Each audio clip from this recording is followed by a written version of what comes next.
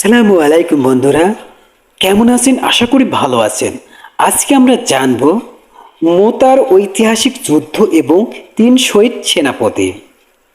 অষ্টম হিজরি জুমাদাল উলা মোতাবেক 629 খ্রিস্টাব্দে আগস্ট আরবের মরুভূমির কোনো কোল থেকে মুতার রণক্ষেত্রের উদ্দেশ্যে বেরিয়েছেন 3 প্রকৃত বীর। 3000 সাবির সমন্বয়ে গঠিত ছোট একটি সৈন্যদল নিয়ে যারা ছুটেছেন মদিনা থেকে উত্তর সিরিয়ার দিকে। লক্ষ্য তাদের রোমান সাম্রাজ্যের বিশাল বাহিনীর মোকাবেলা করা। যে বাহিনীর প্রকৃত অর্থই বিশাল, তাতে রয়েছে প্রায় 2 লক্ষ সৈন্য। এই বিশাল বাহিনী বেরিয়েছে 3000 সাবার ক্ষুদ্র বাহিনীকে কচুকাটা করার জন্য। অথচ এই ক্ষুদ্র বাহিনী বিজয় লাভ করেছিলেন সেই বিশাল বাহিনীর বিরুদ্ধে। পৃথিবীর ইতিহাসে সেদিন ঘটেছিল এক অভূতপূর্ব ঘটনা, কিন্তু সেই ঐতিহাসিক বিজয় অর্জিত হয়েছিল 3 মহাবীর শাহাদাতের বিনিময়ে। তারা জিহাদ ফি সাবিলিল্লাহর জন্য অকাতরে বিলিয়ে দিয়েছিলেন নিজেদের প্রাণ। সেই 3 বীরের নাম জাহিদ বিন হারেসা, জাফর বিন আবু তালেব, আবদুল্লাহ বিন রাওয়া রাদিয়াল্লাহু আনহুম।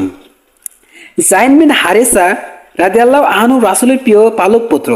উসামা বিন জায়েদ এর সম্মানিত পিতা, যাকে ডাকা হতো জায়েদ বিন মুহাম্মদ তথা মুহাম্মদ সাল্লাল্লাহু আলাইহি সাল্লামের পুত্র বলে। নিজ পিতা মাতাকে ছেড়ে প্রিয় মুহাম্মদ সাল্লাল্লাহু আলাইহি সাল্লামকে মেনে নিয়েছিলেন যে পরম আশ্রয় হিসেবে। সর্বপ্রথম যারা ইসলামের আহ্বানে সাড়া দিয়েছিলেন, তিনি তাদের একজন। জান্নাতের সুসংবাদপ্রাপ্ত সাহাবীগণের মধ্যে তিনি একজন।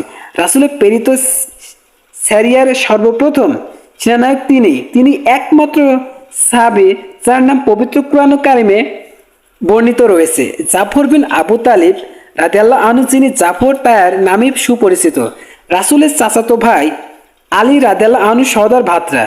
তিনি ছিলেন হাবশার অবস্থানরত মুজাহির মুসলিম কাফেলার আমির। নাজ্জাসীর সম্মুখে ইসলামের শাশ্বত সৌন্দর্য বর্ণিত হয়েছিল তারই উচ্চারণে। আবদুল্লাহ বিন রাওয়া রাসূলের কবি আনসারী সাহাবীগণের মধ্যে অগ্রগণ্য একজন। রাসূল সাল্লাল্লাহু আলাইহি সাল্লাম তার সম্পর্কে বলেছেন, আল্লাহ তাআলা দয়া করুন আবদুল্লাহ বিন আবু রাওয়ার প্রতি, নিশ্চয় তিনি সেই মুজলিস সমূহকে পছন্দ করেন যা নিয়ে গর্ব করেন ফেরেশতাগণ। রাসূল সাল্লাল্লাহু আলাইহি সাল্লাম আজাদ গোত্রের বীর সাহাবী হারিস বিন উমাইর আল আজদিকে দিয়ে বুশরার গভর্নরের কাছে চিঠি পাঠিয়েছিলেন। এখান থেকে শুরু হয় মুতার যুদ্ধের প্রেক্ষাপট। বুশরার উদ্দেশ্যে যাত্রাকালে পথিমধ্যে খ্রিস্টান গাসসানীদের রাজা সুরাহবিল বিন আমর হত্যা করে ফেলেন রাসূলের ওই দূতকে। রাসূল সাল্লাল্লাহু আলাইহি সাল্লাম এই ঘটনায় হন তীব্র আহত। অবলম্বে তিনি 3000 সাহাবীর সমন্বয় গঠিত বাহিনীকে নির্দেশ দেন ঘাতক সুরাহবিলকে উচিত শিক্ষা দেওয়ার জন্য। এই বাহিনীর প্রধান নিযুক্ত করেন তার প্রিয় পাত্র জাহিদ বিন হারিসা রাদিয়াল্লাহু আনহুকে। বলে দেন, জাহেদ শহীদ হয় তবে সেনাপতি হবে জাফর, জাফর শহীদ হলে সেনাপতি হবে আবদুল্লাহ বিন রাওয়া। অথবা তিনি জাহিদ বিন হারিসার হাতে তুলে দেন ইসলামী বাহিনীর শুভ্র পতাকা। রাসূল তাদেরকে কোমল স্বরে উপদেশ দেন, তোমরা আল্লাহ তাআলার নামে একনিষ্ঠভাবে তারই রাহে যুদ্ধ করবে। বিশ্বাসঘাতকতা এবং সীমালঙ্ঘন যেন না হয়।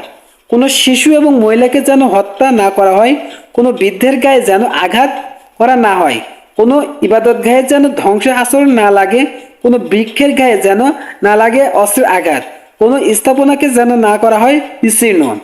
মুসলিম যোদ্ধাদের স্ত্রীগণ বেরিয়ে আসেন বিদায় জানাতে। আপন আপন স্বামীর উদ্দেশ্যে কোমল স্বরে বলেন, আল্লাহ আপনাকে ধৈর্যের সহিত আবার আমার কাছে ফিরে আনুন।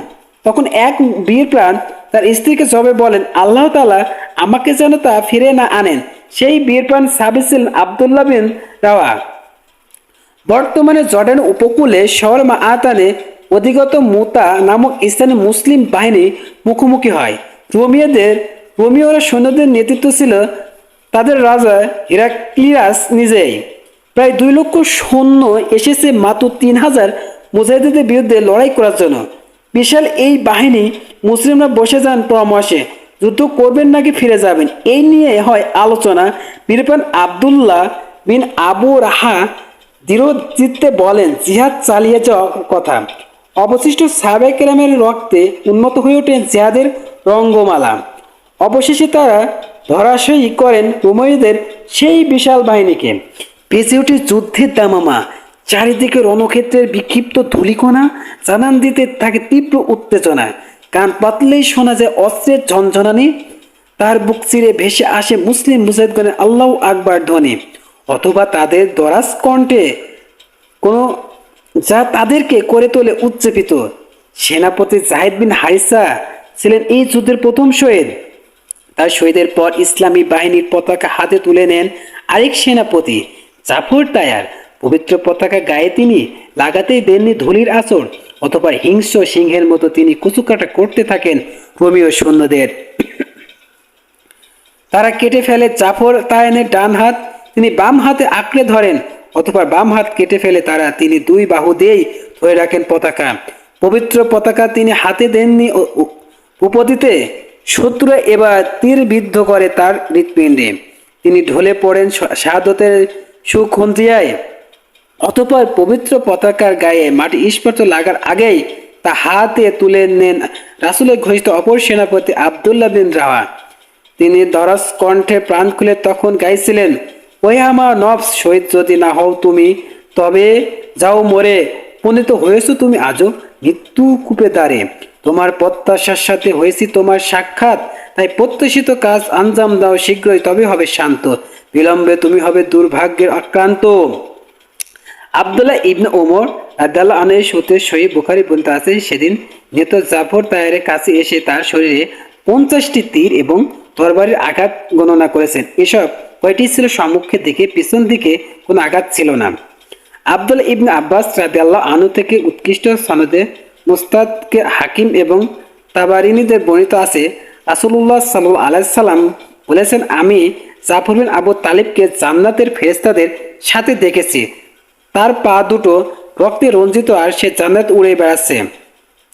জাফর তায়ার মৃত্যুর পর বীর দর্পের যুদ্ধ করে জান্নাতের সঙ্গী হয়ে যান আব্দুল্লাহ বিন রাওয়া।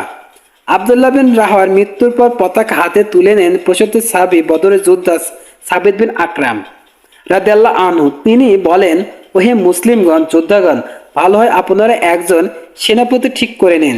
সাহাবায়ে কেরাম বলেন, আপনার হাতেই থাকুক পতাকা। তিনি বলেন, আমি এই কাজের জন্য যোগ্য নয়।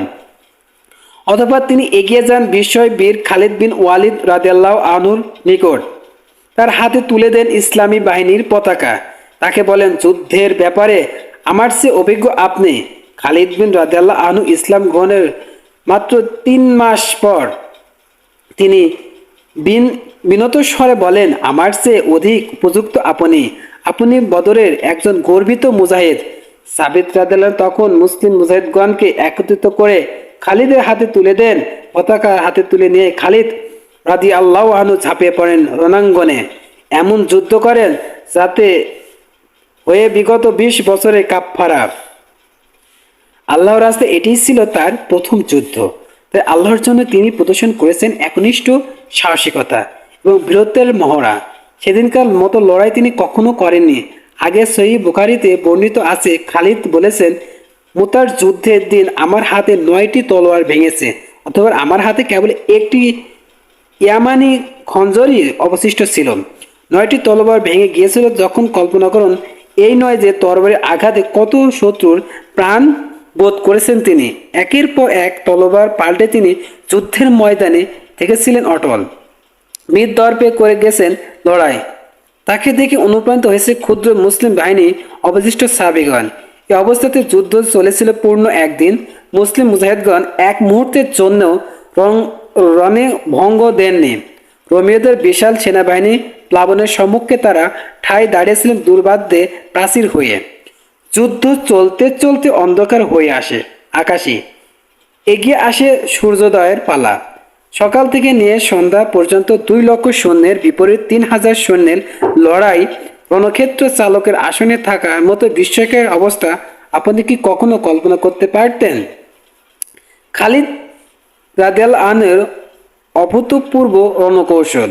যে সময় রাতে যুদ্ধ করার প্রচলন ছিল না, তাই রোমানীয়রা সেই রাতে বিশ্রামের জন্য ফিরে যায় নিজ নিজ তাঁবুতে। কিন্তু মুসলিম যোদ্ধাগণ নিজের গায়ে লাগতে দেননি বিশ্রামের ছিটে ফোঁটা।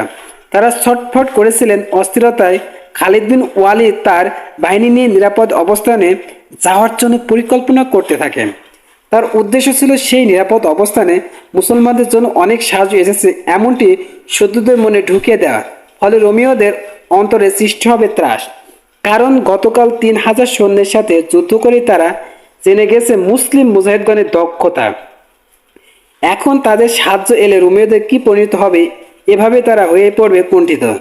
এই পরিকল্পনা বাস্তবায়নের জন্য তিনি কয়েকটি কৌশল গ্রহণ করেছিলেন। এক, সারা রাত ধরে তিনি মুসলিম বাহিনীর ঘোড়াগুলো দিয়ে যুদ্ধক্ষেত্রে ঘন ধুলাবালি উড়াতে থাকেন, যাতে করে রোমীয়রা বুঝতে পারে মুসলমানদের জন্য বিরাট কোনো সাহায্য এসেছে। দুই, তিনি সেনাবাহিনীর বিনাশ পাল্টে ফেলেন, মায়ানা তথা ডান ভাগকে বানিয়ে ফেলে মাইসারা তথা বাম ভাগ, আর মাইসারাকে বানিয়ে ফেলেন মাইমানা। এমনিভাবে অগ্রভাগকে নিয়ে যান পিছনে, আর পিছনের ভাগকে নিয়ে আসেন অগ্রে। সকালে উঠে মুসলিম বাহিনীর এই পরিবর্তন অবস্থা প্রত্যক্ষ করে রোমানীয়রা নিশ্চিত বিশ্বাস করে নেবে মুসলমানদের জন্য নিশ্চয় বিরাট সাহায্য এসেছে। তাদের মনোবল প্রাসাদ আস্তে আস্তে পড়বে ধসে। তিন, তিনি বাহিনীর শেষ ভাগে বেশ দূরত্ব একটি ঢিলার পিছনে রেখেছিলেন রিজার্ভ বাহিনী। সেখানে বিস্তীর্ণ প্রান্তর তাদের একমাত্র কাজ ছিল ধুলি উড়ানো, যাতে রোমীয়রা মনে করে মুসলমানদের জন্য লাগাতার সাহায্য আসতেছে। এইভাবে তাদের মনে ত্রাস আরও ঘনীভূত হতে থাকবে। পরবর্তী দিন রণাঙ্গনে খালিদ বিন ওয়ালিদ রাদিয়াল্লাহু আনহু মুসলিম বাহিনীকে নিয়ে আস্তে আস্তে করে পিছিয়ে মরুভূমির গভীরে যেতে থাকেন। এদিকে রোমীয়রা মনে করে খালিদ তাদেরকে মরুভূমির মাঝে নিয়ে কোনো ফাঁদে ফেলতে যাচ্ছে হয়তো, তাই মুসলিম বাহিনীর দ্বিধাবোধ করতে থাকে। সেদিন মুসলিম বাহিনীকে পিছিয়ে যেতে দেখেও তারা পিছু হামলা দুঃসাহস করতে পারেনি। মুতার সেই ঐতিহাসিক যুদ্ধ শহীদ হয়ে যান 3 মহাবীর, তাদের সাথে শহীদ হন আরও 9 জন বীর প্রাণ সাহাবী। ঐতিহাসিক এই যুদ্ধে শাহাদাত বরণ করেছিলেন এই 12 জন সাহাবী। অপরদিকে মুসলিম মুজাহিদগণ রোমীয়দের হাজার হাজার সৈন্য কচুকাটা করে ছিনে এনেছিলেন বিজয়, যে বিজয় এসেছিল আল্লাহর তরবারি খালিদ বিন ওয়ালিদের হাত ধরে। আসসালামু আলাইকুম বন্ধুরা।